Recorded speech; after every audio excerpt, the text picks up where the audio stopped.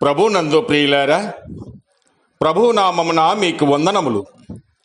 ఈరోజు దేవుని యొక్క వాక్య ధ్యానము ఎస్తేరు గ్రంథము 10 అధ్యాయము 3వ వచనము.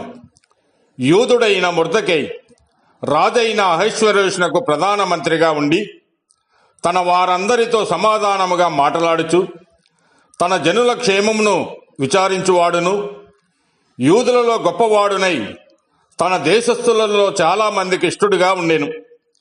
దేవుడి ఈ మాటలు దీవించి ఆశీర్వదించునుగాక. గమనించండి ప్రియులారా, మొర్దెకై అహష్వేరోషు రాజుకు యొక్క ప్రధానమంత్రి.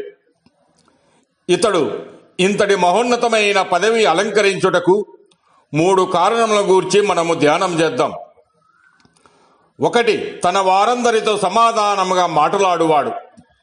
సమాధానముగా ఉండుట, సమాధానముగా మాట్లాడుట దేవుని యొక్క పిల్లల సుగుణమది.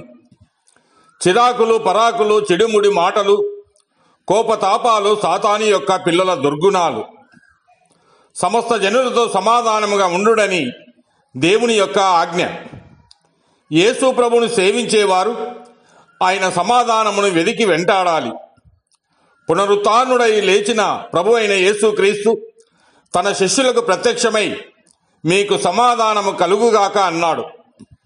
మొర్దెకై తన వారందరితో సమాధానముగా మసులుకొన్నాడు. ఇదే ఆయన విజయానికి సోపానం. 2, తన జనుల క్షేమమును విచారించువాడు. స్వజనుల క్షేమము కోరేవారి కంటే ఓర్వలేని వారే ఎక్కువ మంది ఉంటారు. ఎదుటివారు చక్కగా బ్రతుకుతూ ఉంటే చూసి ఓర్వలేని వారు సాతాను సంబంధులు. పాపములో నశించిపోయే మానవాళిని ఉద్ధరించాలని యేసు ప్రభువు మానవజాతి రక్షణ నిమిత్తము దేవునితో సమాధానముగా ఉండుట విడిచిపెట్టకూడని భాగ్యమని ఎంచుకునక మనుషుల పోలికగా పుట్టి దాసుని స్వరూపము ధరించుకుని తనను తాను రిక్తునిగా చేసుకున్నాడు. ఆయన శిలువపై మృతి చెంది సమాధి చేయబడి పునరుత్థానుడు అయ్యాడు.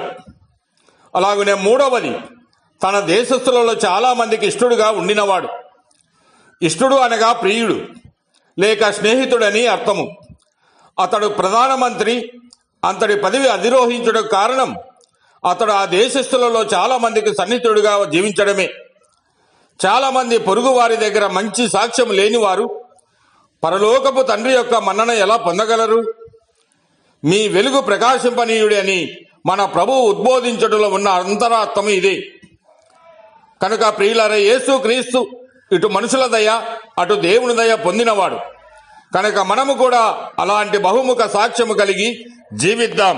దేవుడు మిమ్మల్ని దీవించి ఆశీర్వదించునుగాక.